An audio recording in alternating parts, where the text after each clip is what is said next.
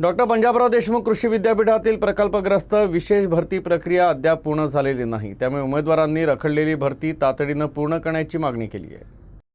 सदर भरती प्रक्रियेनुसार गट ड संवर्गातील मजूर, चौकीदार आणि माळी पदांसाठी उमेदवाराची शारीरिक आणि व्यावसायिक चाचणी दिनांक 8 ते 13 सप्टेंबर 2025 दरम्यान घेण्यात आली होती। त्यानंतर दिनांक 26, 27 व 28 नोव्हेंबर 2025 रोजी TCS संस्थेमार्फत गट क व गट ड मधील काही पदांसाठी ऑनलाईन परीक्षा घेण्यात आली। परीक्षेचा निकाल दिनांक 24 जानेवारी 2026 रोजी जाहीर करण्यात आला। त्यानंतर पात्र आणि अपात्र उमेदवारांच्या याद्या प्रसिद्ध करून विविध पदांसाठी उमेदवारांच्या शैक्षणिक कागदपत्रांची आणि प्रकल्पग्रस्त प्रमाणपत्रांची पडताळणी करण्यात आली। विद्यापीठ प्रशासनाच्या पत्रानुसार जिल्हा पुनर्वसन अधिकारी अकोला यांनीही संबंधित प्रमाणपत्राची पडताळणी करून अहवाल 1 एप्रिल 2026 रोजी दिला। तरी देखील भरती प्रक्रियेस अंतिम स्वरूप देण्यात आलं नाही।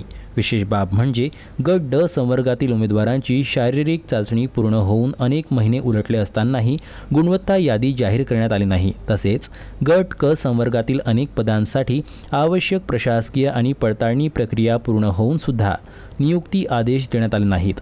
या संदर्भात सर्व प्रकल्पग्रस्त उमेदवारांनी आमदार रणधीर सावरकर यांच्या माध्यमातून कुलगुरू आणि कुलसचिव यांची भेट घेऊन भरती प्रक्रिया दिनांक 15 जून 2026 पर्यंत पूर्ण करण्याची विनंती केली होती। मात्र अद्याप विद्यापीठ प्रशासनाकडून कोणतीही ठोस कार्यवाही अथवा निश्चित कालमर्यादा जाहीर करण्यात आली नाही। प्रकल्पग्रस्त उमेदवारांमध्ये यामुळे तीव्र नाराजी निर्माण झाली असून भरती प्रक्रिया तत्काळ पूर्ण करून पात्र उमेदवारांना नियुक्ती आदेश देण्यात यावेत अशी मागणी करण्यात येत आहे। आमचा एक मोठी आणि एक ठळक मागणी आहे की आम्हाला 2002 पासून तर आतापर्यंतचा जो काळ आमचा गेलेला उपोषण आंदोलन करण्यात तो वेळ वाया गेलेला आहे आणि आता आम्हाला फक्त नियुक्ती आदेशची वाट आहे। आमची पडताळणी सगळं झालेलं आहे।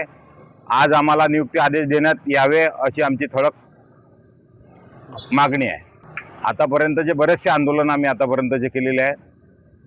जाहिरात निघून जवळपास 1.5 वर्ष झालेले आहेत। जाहिरात परीक्षाही झालेल्या आहेत, पडताळणी झालेली आहे, ग्राउंडही झालेलं आहे, मेडिकलही झालेलं आहे। मागण्या पूर्ण झाल्यात काय? मागण्या जर आमच्या पुऱ्या नाही झाल्या तर आम्ही मागणी जतपर्यंत पूर्ण होत नाही तत्पर्यंत आमरण, आत्मदहन आंदोलन तीव्र चालूच ठेवू।